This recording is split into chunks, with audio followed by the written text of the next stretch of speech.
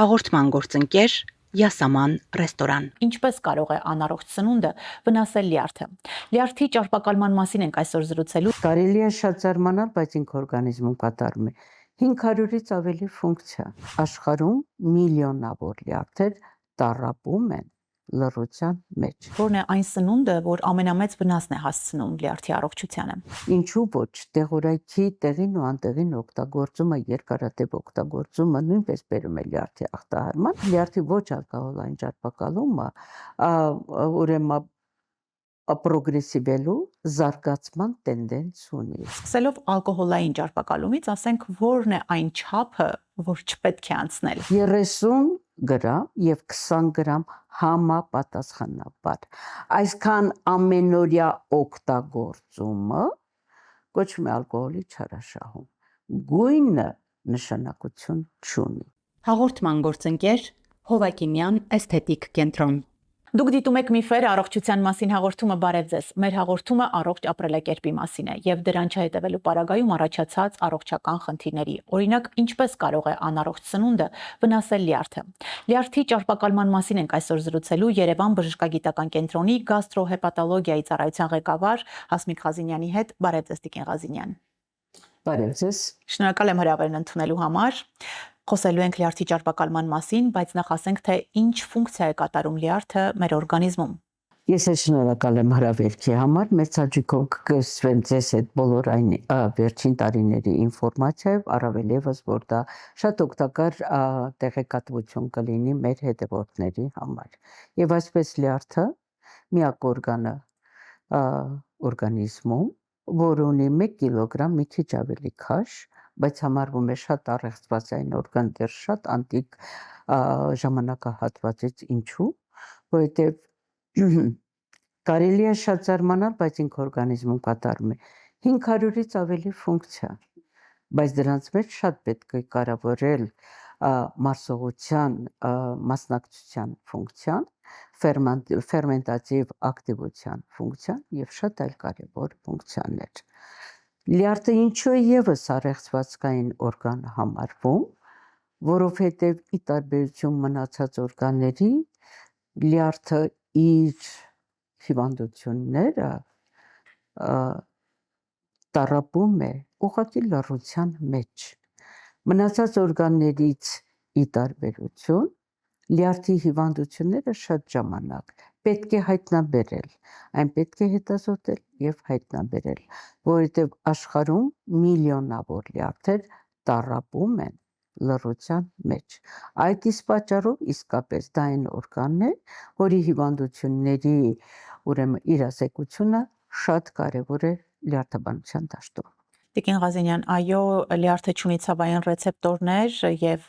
լուռ օրգան է համարվում, հենց այս պատճառով այսօր օգնենք ինֆորմացիայով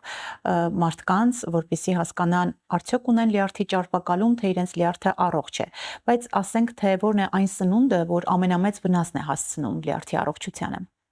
Մի փոքր ավելի ճշգրտենք հարցը,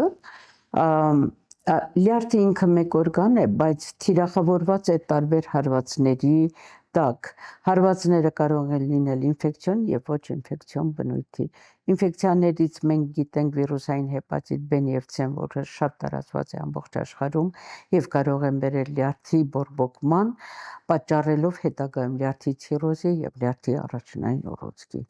Մյուս հարվածը դա ալկոհոլի չարաշահումն է, մյուս հարվածը լյարդի իմունային ախտահարումներն են եւ լյարդի գենետիկ հիվանդություններն են, ինչու ոչ, տեղորայքի տեղին ու անտեղին օգտագործումը, երկարատև օգտագործումը նույնպես բերում է լյարդի ախտահարման, բայց բերեք այսօր մենք խոսենք այսպես կոչված մետաբոլիկ ասոցիացված լյարդի ճարպային հիվանդության մասին։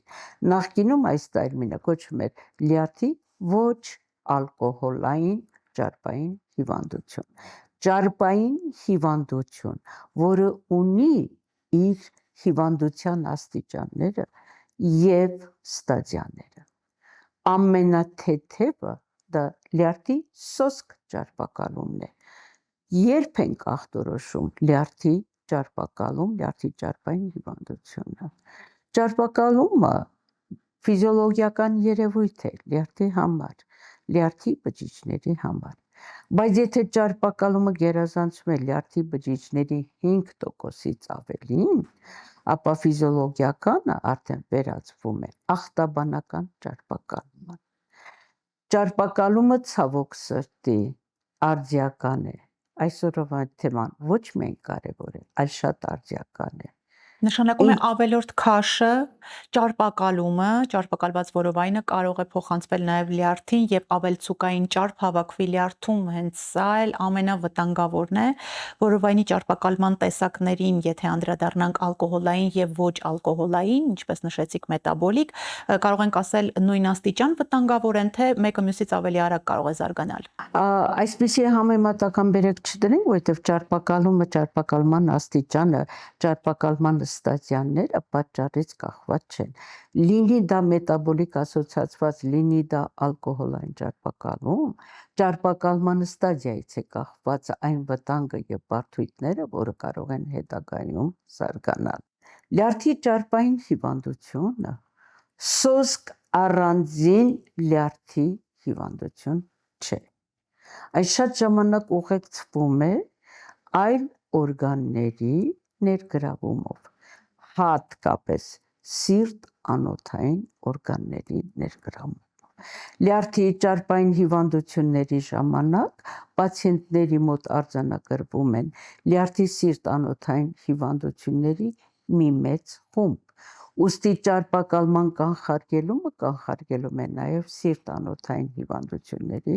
հետագա զարգացման։ Այստեղ եւս մեկ անգամ ուշադրություն, նրանք ովքեր ունեն լյարդի ճարպակալում, մեծ է հավանականությունը սրտի ինֆարկտի, ինսուլտի, այնպես որ պետք է լուրջ վերաբերվել հիվանդությանը, բայց եկեք տեսակներին անդրադառնալով անդրադառնանք նաև բուն պատճառներին, ալկոհոլային ճարպակալմանը, արդեն անունը հուշում է, որ ալկոհոլով է պայմանավորված եւ ոչ ալկոհոլային մետաբոլիկ ճարպակալումը։ Սկսելով ալկոհոլային ճարպակալումից, ասենք որն է այն չափը, որ չպետք է անցնել, որպեսզի չլինի ճարպակալում, որովհետև քչերը գիտեն, որ ալկոհոլը, այո, շատ կալորիական է, օրինակ 100 գրամ օղին ունի 200 կալորիա, բայց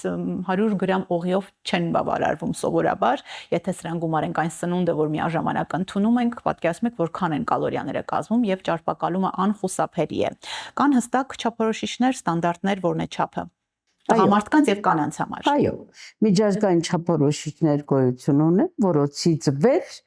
համարվում է ալկոհոլի չարաշահում, կանանց եւ տղամարդկանց համար 30 գրամ եւ 20 գրամ համապատասխանաբար։ Այսքան ամենօրյա օգտագործումը կոչվում է ալկոհոլի չարաշահում։ Գույնը նշանակություն չունի։ Չգիտեմ ինչու մարդիկ իրենց հանգստության համար գույնի հետ ասոցիացվում է եւ իրենք արդարանում են, որ իրենք խմում են միայն օղի կամ չգիտեմ ինչ։ Այստեղ կարևորը ալկոհոլի քանակն է։ Քանակը օրական օգտագործումը արդեն համարվում է չարաշահում։ Ալկոհոլային ճարպակալումը ինքը նորից ունի ստադիաներ եւ շրջաններ։ Սոս ճարպակալումից հետո կարող է զարգանալ լյարդում ավելի խորը խնդիրներ, ավելի խորը կառուցվածքային փոփոխություններ բերելով լյարդում սպիական process-ի, սա արդեն կոչվում է ֆիբրոզիկ փոփոխություններ մասնագիտորեն։ Ինչու ոչ, ունենք լյարդի ալկոհոլային ցիրոզ, ցավոք սրտի, եւ ունենք լյարդի ալկոհոլ ասոցիացված առաջնային ուռուցք, այնպես որ ճարպակալում առաջի ստադիան է, բարձ ստադիա է, մեղմ ստադիա է, մի ամբողջ զարգացող պաթոլոգիայի սկիզբն է, պետք է կանխարգելել հենց ճարպակալման ստադիայում։ Անդրադառնանք լյարդի ոչ ալկոհոլային ճարպակալման պատճառներին, ավելի մանրամասն, որպեսզի հստակ պատկերացնեն ինչ է տեղի ունենում, երբ առողջ ապրելակերպ չեն վարում մարդիկ եւ ավելորդ քաշ ունեն։ Իդեպ ալկոհոլային ոչ ալկոհոլային լյարդի ճարպային հիվանդություն ախտորոշումը մենք հաստատում ենք այն ժամանակ, երբ շղթվում է լյարդի ներողություն ալկոհոլի չարաշահման ֆակտորը, այսինքն երբ հաշվի ենք առնում ամենօրյա կամ շաբաթվա մեջ օգտագործված ալկոհոլի չափը։ Այսինքն ոչ ալկոհոլային ճարպային հիվանդությունը լյարդի ախտորոշվում է անպայման ալկոհոլային անամնեզից հետո։ Չգիտեմ ինչու մարդկանց մոտ տրված է, որ այն կարող է ասոցացվել միայն վատ սննդի հետ կամ սննդի հետ։ Ոչ ալկոհոլային լյարդի ճարպային հիվանդությունը իդեպ ամբողջ աշխարհում այն կազմում է արդեն աշխարհի ազգաբնակչության 25-ից 30%-ի մոտ։ Ցավում եմ, որ ներգրավված է նաև մանկական հասակը եւ ըստ վերջին տվյալների էպիդեմիոլոգիական մանկական հասակում 8-ից 10% նույնպես ներգրավվածություն ունեն լյարդի ճարպային հիվանդության առումով։ Ցավոք սրտի ուզում եմ ասել, որ մեր երկրում Հայաստանի Հանրապետությունում նույնպես արձանագրվում են մանկական հասակում լյարդի ոչ ալկոհոլային ճարպային հիվանդություն։ Փաստորեն դեռահասների մոտ, երեխաների մոտ նույնպես կարող է լյարդի ճարպակալում արձանագրվել, որոնք են պատճառները։ Նույն պատճառներ ինչ որ մեծահասակների մոտ ես հիմա կասեմ։ Ոչ առողջ ապրելակերպը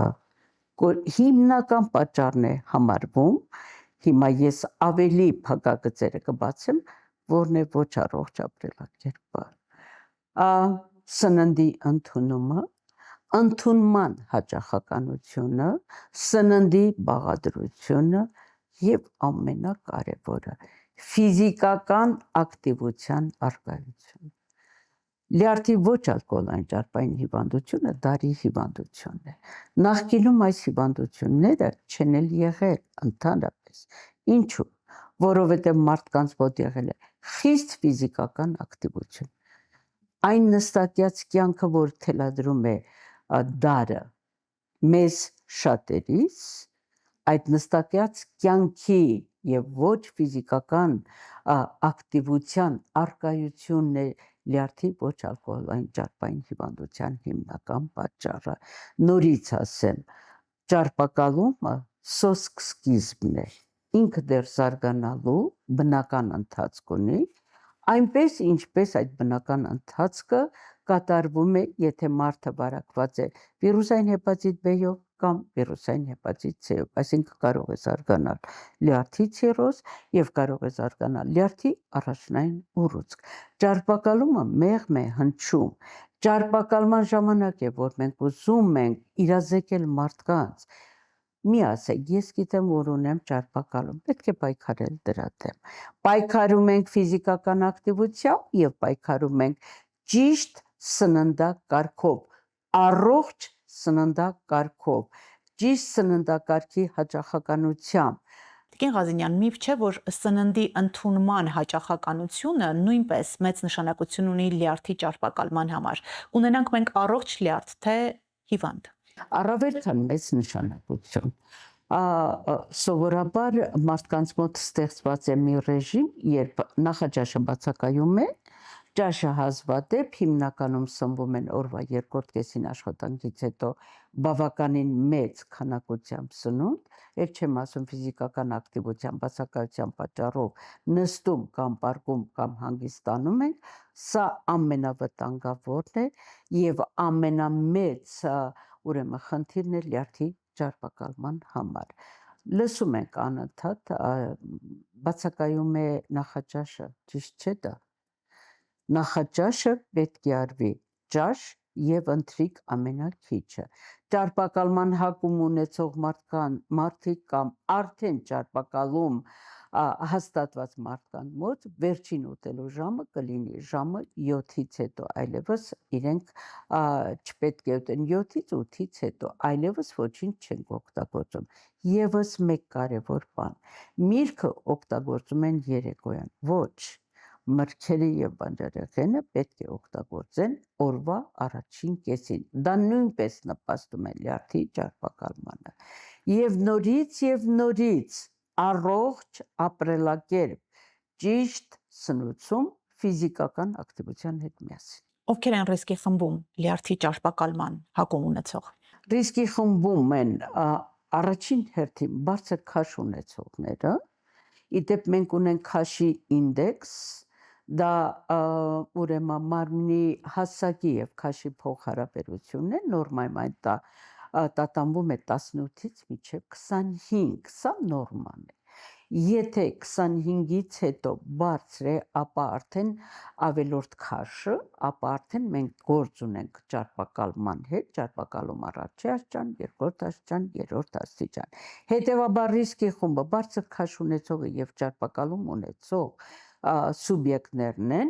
երկրորդը դիաբետիկներն են, ցավոք սրտի դիաբետը նույնպես համարվում է անառողջ ապրելակերպի արդյունք, չգիտեմ ինչու դրսում այն հիվանդություն չի համարվում, անառողջ ապրելակերպի արդյունք է համարվում, եւ ունենք մենք ռիսկի խմբեր, որոնք ասեցինք ալկոհոլի չարաշահումով են զբաղվում։ Եվս էլի կան ռիսկի խմբեր, բայց հիմնականը բարձր քաշը եւ դիաբետիկ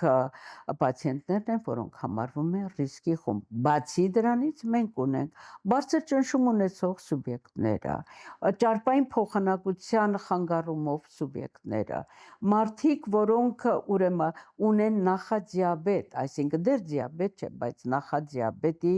շրջանում են գտնվում, այսինքն ռիսկի խմբերը բավականին շատ են։ Մարդ կարող է չունենալ ավելորդ քաշ, բայց ունենալ լյարդի ճարպակալում։ Լյարդաբանության մեջ կա այսպես կոչված լյարդի ճարպային հիվանդությունը նիհարների մոտ։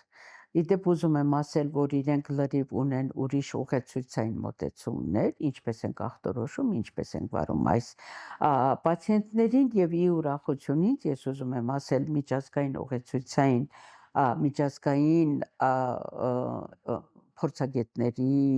հրավիրյալ փորձագետներից մեկը համարվում եմ ես նիհարների մոտ ճարպային հիվանդության ախտորոշման եւ կառավարման համար։ Այո, կարող է լինել նիհարների մոտ նույնպես, այնպես որ միշտ չի ասոցացվում բարձր քաշի հետ։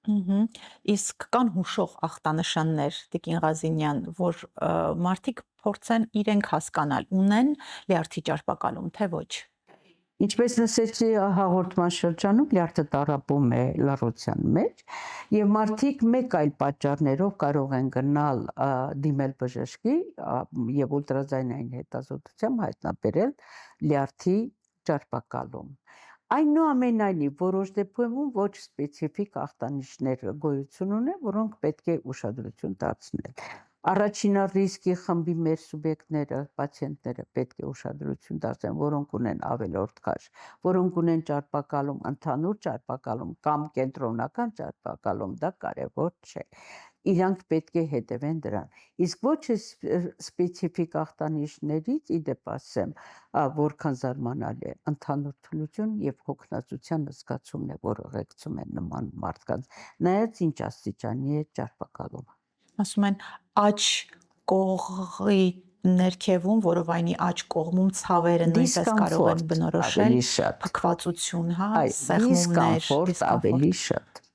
Շատ լավ։ Իսկ ինչպես է ժամանակակից բժշկությունը ախտորոշում որովայնի ճարպակալումը։ Շատ հասարակ առաջին ախտորոշման մեթոդը դա սոսկ հասարակ ուլտրաձայնային հետազոտությունն է, որից հետո արդեն ավելի համալիր ենք օգտագործում մենք հետազոտությունների շարք։ Դրանից հետո մենք անում ենք ճարպային պրոֆիլի գնահատական լյարդային բիոքիմիական ցուցանիշների հետ, միասին ունենք լյարդի էլաստոգրաֆիա, անպայման դա ենք օգտագործում, ունենք տարբեր ուրեմն սկորներ, որոնց միջոցով լյարդի ճարպակալման ծանրությունն են գնահատական տալիս, այնպես որ ամենահասարակ առաջինը լյարդի ուլտրաձայնային հետազոտությունն է։ Լյարդի ճարպակալումը ուլտրաձայնային հետազոտությամբ հաստատվում է այն ժամանակ, երբ 5% եւ ավելի հեպատոցիտները արդեն ճարպակալված են։ Ինչ բուժում է անհրաժեշտ ճարպակալված լյարդի դեպքում։ Բոլոր այսպիսի պացիենտներին ես ասում եմ, ձեր բժիշկը դուք եք, ընդամենը առողջ ապրելակերպ ուրիշ ոչ ոք։ Գիտեք, կա առաջարկում այսպես, կա բուրգ կառավարման համար։ Առաջինը ֆիզիկական ակտիվություն, երկրորդը ճիշտ ծնուցումը եւ համբերությունը եւ կամքի ուժը։ Իդեպ, եթե ճարպակալումը կարող է շատ հեշտ առաջանալ, ճարպազատումը կամ ճարպերից ազատվելը բավականին դժվար process է եւ մեզանից պահանջում է եւ բժշկից եւ պացիենտից պահանջում է կամքի ուժ, համբերություն։ Ընդամենը խորհուրդներն ենք մենք տալիս ճիշտ սնվել եւ իհարկե ֆիզիկական ակտիվությունը։ Այո, հրաշք դեղահաբեր չկան, որ կուլ տանք ու միանգամից լյարդը բուժվի, մանավանդ երբ խոսքը ճարպակալման մասին է, այս դեպքում բոլոր ճանապարհները տանում են դեպի առողջ ապրելակերպ, իսկ չկան այսպես ավելի վտանգավոր մթերքներ։ Օրինակ ասում են կծու, թթու, աղի, հա, համեմունքներից պետք է խուսափել լյարդին չվնասելու համար, սա միֆ է։ Գիտեք, բերեք գնանք մեր սեղանին մոտ հացը քաղցրը, ճարպերը շատ ավելի վտանգավոր են, քան ձեր նշած այդ բաները։ Այդ իսկ պատճառով չափի մեջ ուտելը, ուտելու կուլտուրան, մշակույթը, ուտելու հաճախականության մշակույթի ներդրումը, դա հաջողության գրավականն է։ Երբեք չենք ասում, չենք նիհարում, չկա այդպիսի բան։ Երբեք չենք ասում չի ստացվում, ինքը պետք է ստացվի եւ լավագույն մեթոդը ճարպակալման բուժման դա քաշի նվազումն է։ Նույնիսկ 5-ից 10% քաշի նվազումը բերում է ճարպերի ինֆիլտրացիայի պակասի եւ այնտեղ լյարդում առաջացած այլ փոփոխությունների նվազման, այնպես որ իսկապես պետք է ունենալ համբերություն եւ կամքի ուժ։ Եվս մեկ անգամ շեշտենք ալկոհոլի մասին, որը չարիք է լյարդի համար, իսկ եթե գումարենք էներգետիկ ըմպելիքները, որոնք նաեւ ալկոհոլային տարբերակով են լինում, այստեղ կրկնակի հարված ենք հասցնում լյարդին։ Միանշանակ։ Երբեմն մետաբոլիկ ասոցիացված, այսինքն լյարդի ոչ ալկոհոլային ճարպակալումը ուղեկցվում է ալկոհոլային ճարպակալման հետ, այսինքն եթե մենք խախտում ենք առողջ ապրելակերպը երկու առումով էլ, թե ալկոհոլի չարաշահումով, թե ոչ առողջ ապրելակերպով, ապա այս դեպքում արդյունքում ավելի բարդ փոփոխությունների ենք հանդիպում եւ նորից կառավարումը միայն առողջ ապրելակերպն է։ Լյարդը ինքը սիրում է չափ բոլոր առումով։ Չափի մեջ օգտագործած սննդատեսակները, ճիշտ ֆիզիկական ակտիվությունը, դա հաջողության գրավական է, թե ճարպակալման կանխարգելման, թե արդեն ճարպակալման հետագա հետզարգացման համար։ Այսպեսով մենք նշեցինք, որ քաշի, ներկա քաշի, հա, 5-ից 10%-ի չափով նվազումը արդեն կարող է դրականորեն անդրադառնալ լյարդի աշխատանքի վրա, այնպես որ ամեն ինչ մեր ձեռքերում է։ Առողջ ապրելակերպ, ֆիզիկական ակտիվություն, քուն, հանգիստ եւ սննդակարգը, որը պետք է լինի բալանսավորված, եթե դուք ունեք կալորիաների աճ, պրոֆիցիտ, կալորիաները պետք է նվազեցնել։ Կալորիաների դեֆիցիտը կձեզ կբերի ցանկալի արդյունքի եւ այստեղ որպես վերջաբան խոսենք սահմանափակող դիետաների մասին, որոնք նույնպես կարող են ավելի շատ հարվածել լյարդին, քան նպաստել նրա վերականգնմանը։ Եթե խոսքը գնում է քաշի նվազեցման, ապա ամսական 2-ից 3 կիլոգրամը շատ օպտիմալ է նվազման համար։ Մարդիկ հպարտությամբ նշում են, նույնիսկ սոցցանցերում առաջարկում են նիհարել 10-ից 15 կիլոգրամ շաբաթական կամ ամսական։ Դա շատ ավելի վտանգավոր է առողջության համար, քան այն ձեռք բերված քաշի կորուստը, որը ապահովում է նման դիետան։ Նման նիհարող դիետաների փոխարեն առողջ ապրելակերպ ամբողջ կյանքի ընթացքում։ Շնորհակալություն կարևոր ինֆորմացիայի համար։ Հիշեցնեմ, մենք զրուցում էինք 3 տասնամյակ շարունակ լյարդաբանության դաշտում մեծ գործունեություն ծավալող լյարդաբան Երևան բժշկագիտական կենտրոնի գաստրոհեպատոլոգիայի ծառայության ղեկավար Հասմիկ Ղազինյանի հետ։ Տիրապետեք ինֆորմացիայի ուժին, տարբերեք միֆը ձեր առողջության մասին, շարունակեք հետևել մեր թողարկումներին, կարևորը բաց չթողնելու համար։ Շնորհակալություն նաև Յասաման ռեստորանին, ընկերական համեղ հանդիպումների, ջերմ հիշողությունների լավագույն հավաքատեղի։ Համեցեք Յասաման, մինչ հանդիպում։